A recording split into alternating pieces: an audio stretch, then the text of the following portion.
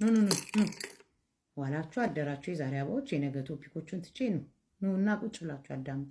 እኔ የምለው አጃይበኛ ታክቲከኛ የምትገርሙ። በዚህ አጋጣሚ እነዚህ ሁለቱ ስለታጋቡ እንኳን ደስ አላችሁ። ነገር ግን እኔ በእውነት ነው የምላችሁ፣ ልትሰድቡ እንችላላችሁ። አይ ነው ስድቡም እንደሚሆን አውቃለሁ።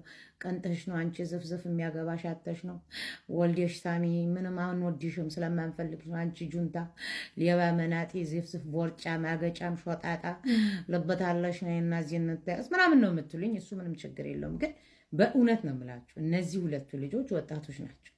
ወጣት ጡረተኛ ኢትዮጵያ ውስጥ ቲቪ ገዝታችሁ መኪና ገዝታችሁ ያደራጃችኋቸው አንዳንድ የማዳም ቅመሞች ጠንካራዎችን ሳይሆን እናንተ ልክ እንደ ህንድ ፊልም በሌላ ሰው ፍቅር የምትሞቁ ወይም ደግሞ የምትደሰቱ ወንድም አላችሁ፣ እናት አላችሁ፣ ቤተሰብ አላችሁ፣ ብዙ ነገር አላችሁ። ሰው ቤት እግራችሁ እስኪያብጥ ቆማችሁ፣ ኩላሊታችሁን ታማችሁ፣ በቤተሰብ ተበልታችሁ፣ ፊታችሁ ማዲያት፣ ፀጉራችሁ ሽበት፣ አለዕድሜያችሁ የስንት የ40-50 ዓመት ሴት መስላችሁ ወይ 40 አልኩ እንዴ?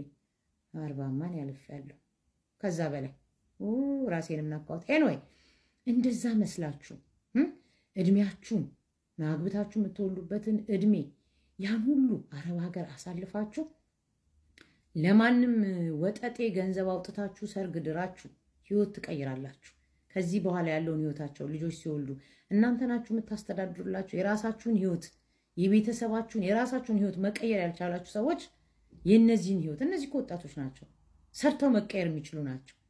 ወጣት ማማ ዝናሽ አድርጋችሁ እንዲህ እያቀበጣችሁ እኔ በጣም ይገርመኝ። እኔ ለነሱ ችግር እነሱ ስማርቶች ናቸው፣ ቢዝነስ ነው የሚሰሩት። የሚያሳዝነኝ ግን እናንተ ሞኞች አረብ ሀገር ቁጭ ብላችሁ እውነቴን ነው ፊልም ብትከፍቱ የምታዩት የህንድ ፊልም ነው።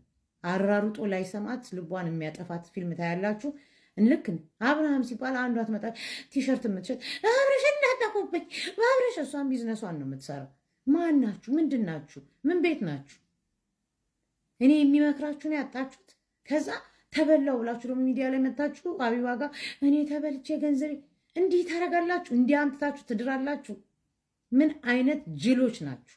ምን እናንተንማ እውነት ለመናገር እናንተን ከማሰልጠን ፕሮፌሰርን ማደደብ ይቀላል። ወላጆቻችሁ ሲያውቃሉ ይሄኔ እያንዳንዳችሁ እህት አላችሁ፣ ወንድም አላችሁ፣ ህይወታቸውን መቀየር ባይኖራችሁ ዘመድ የላችሁም በአካባቢያችሁ። ስንት የተቸገረ የተራበ ሰው እያለ ቤተሰብ አላቸው፣ ወጣቶች ናቸው፣ አይሰሩ አይማሩ፣ ህይወታቸውን ቀይረው ቀሪ ህይወታቸው እንዲህ ሊኖሩ እናንተን ተማምነው እንዲህ እያላችሁ ነው ሌላውን የምታዳክሙት። ከአሁን በኋላ ብሬን ተበላው በውስጥ በኩል ፎን ሲያስጠይቆኝ ልብሴን አስወልቆ እላይ ያለውን ፎቶን ተወሰደ በኋላ ሻመጣጠኝ። ይሄን ነገር ይዛችሁ እንዳትመጡ። ይሄን ምለው ሁላችሁንም አይደለም፣ ግን ምንም የማይገባችሁ አይዶን ነው በምን ሂሳብ እንደማስባችሁ እኮ አላውቅም። በእውነት ሰው ከሀገሩ ከወጣ ህይወቱን ቀይሮ የቤተሰቡን ህይወት ለውጦ የራሱን እንኳን መለወጥ ከብዶታል። እንኳን አይደለም የሌላ ሰውን ትዳር ለማሞቅ እንዳለ አይታችኋል። ምን የሚሉት ጉድ ነው? አንድ አይነት ልብስ ለብሰው የጥምቀት ደናሽ መስለው ታይት ባበሻ ቀሚስ ለብሰው ሲጨፍሩለት አደሩ። እነሱ ቢዝነስ እየሰሩባቸው ነው። የውሸት ቪዲዮ እየሰሩ ልክ እንደ ህንድ ፊልም አንዱ ሲሞት አንዱ ሲነሳ፣ አንዱ ሲሞት አንዱ ሲነሳ፣ አንዷ ቺት ተደረግኩኝ፣ አንዷ ፈነቀለችኝ፣ አንዷ ገለበጠችኝ ምናምን።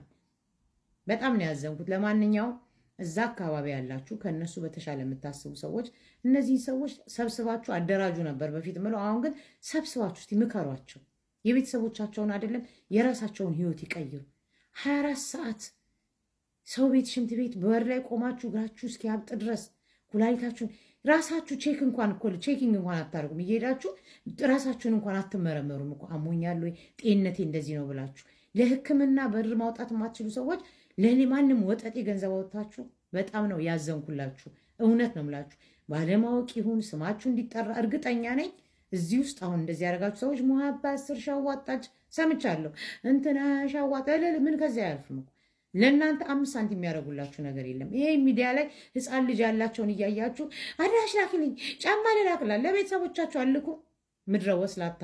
እውነተኛ ፍቅር ከሆነ ስማችሁ እንዳይጠራ ከሆነ እኮ ጀስት በውስጥ በኩል እውነተኝነት ነው እንጂ የሚያስፈልገው ጥቅም እቃ መላክ አይደለም። እውነተኛ ጓደኛ ሎያል ነው የሚሆነው እንጂ እቃ በመስጠት አይደለም። ለማንኛውም ጅሎች ጅላጅሎች ብያቸዋለሁ። እንዳትሰድቡኝ። ስድብ አይደለም ምክር ነው። እህታችሁ ነኝ። ይመቻችሁ።